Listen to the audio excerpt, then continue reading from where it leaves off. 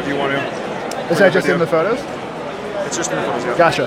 Hey, how's it going? Again, this is once more Chris Velasco at Engadget doing a live hands-on with the iPhone 8 Plus, which is, honestly, it feels pretty similar to the version that we were already used to, but there are a few key differences. Obviously, it does feature a glass covering on the front and the back. The back is to allow wireless charging. I don't see one of the power mats available here, but that doesn't really matter because you're not going to be able to buy one until next year anyway. But if you've used the iPhone 7 Plus, you really know what to expect. There are a couple differences, though. I'm told it's a little heavier and a little thicker than the 7 Plus, which feels about right. There's a bit of extra density to this, which can be a little tricky, honestly, because the 7 Plus was a bit of a handful at times. This is, by the way, bigger than the iPhone 10, so this does kind of reign supreme as Apple's biggest phone. You do have some decent-sized bezels. I'm having issues with focus, but you do have those bezels running around the top, bottom, and the sides of this 5.5-inch Retina display, but the Retina display has been updated. This does have True Tone, which is a feature that we first saw on the iPad Pro. Basically what we've got there, it has a ambient light sensor that helps you figure out what the lighting situation you're currently in is like, and then you can use True Tone to kind of make it warmer or cooler automatically depending on where you are. So it's a nice touch that we're getting from the iPad Pro. It's kind of long overdue. I'm a little disappointed that neither the iPhone 8s nor the iPhone 10 has the ProMotion, that 120 hertz refresh rate that we got on the the iPad Pro 10.2. But very familiar looking device. It does have an updated dual camera with two 12 megapixel sensors. Let's try out, so I did this with the iPhone 10, or at least I attempted to, but we should have a little more luck now if we try to play with this portrait lighting feature. So let's grab someone's face.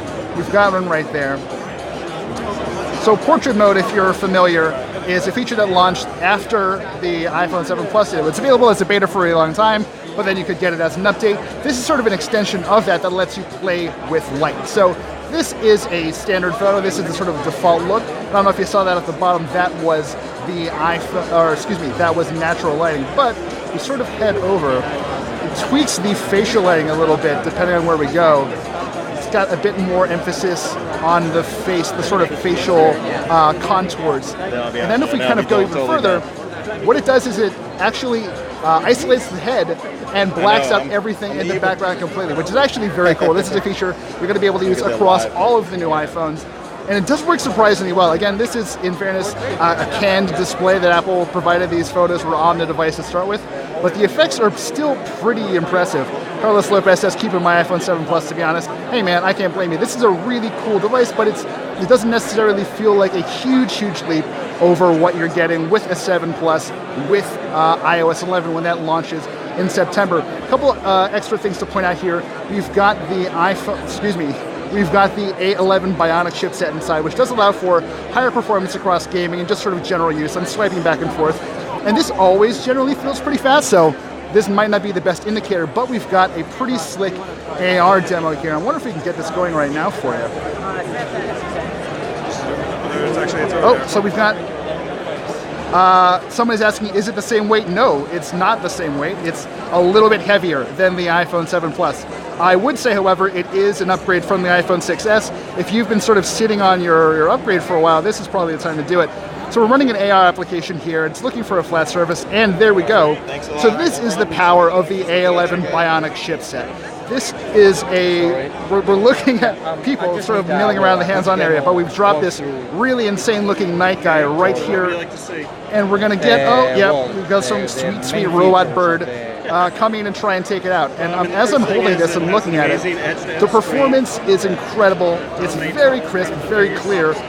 This is the power of the A11 Bionic at work, and it really is something.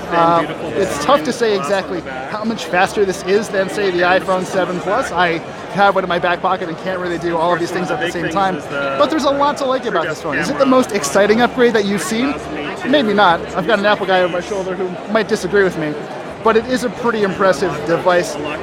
Someone's asking about a difference in screen quality between the 7 Plus and the 8. Right off the bat, not seeing a whole lot, but again, this does have a True Tone display that allows you to sort of modify your color temperature based on where you are. Let's actually get this next to the iPhone 8. So these are the two devices. As you can see, the size differential between the 8 and the 8 Plus is more or less exactly what it was with the 7 and the 7 Plus. They're a little bit heavier, they're a little bit thicker or so I'm told, but the difference is mostly negligible. We've got the black models here. Obviously, the iPhone 8 has that single 12 megapixel camera, which does seem to work pretty well. Carlos is asking, is this prone to scratching like the jet black iPhone? That's a great question. Let's actually ask the Apple gentleman. So we've got glass on the front and back of both of these devices.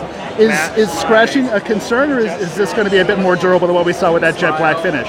It's the hardest glass ever in a smartphone, so it shouldn't be an issue. So in case you missed that, Apple says they've used on the 8 Plus and the iPhone 10 that it is the toughest glass you'll find on a smartphone. So with any luck, it should resist these scratching issues that we did see with that jet black iPhone 7. But yeah, it's a modest upgrade in a lot of ways. It's very fast. It does kind of feel like a 7S and a 7S Plus in a way, but that was sort of to be expected.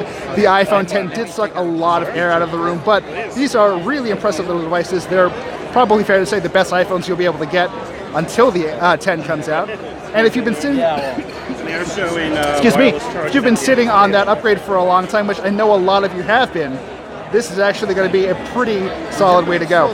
Anyway, I'm going to wander around and try and find some more sweet phones to show off. I'm Chris Velasco with Engadget. This has been our live hands-on with the iPhone 8 and 8 Plus. Thank you for watching. And hey, we'll see you a little bit later.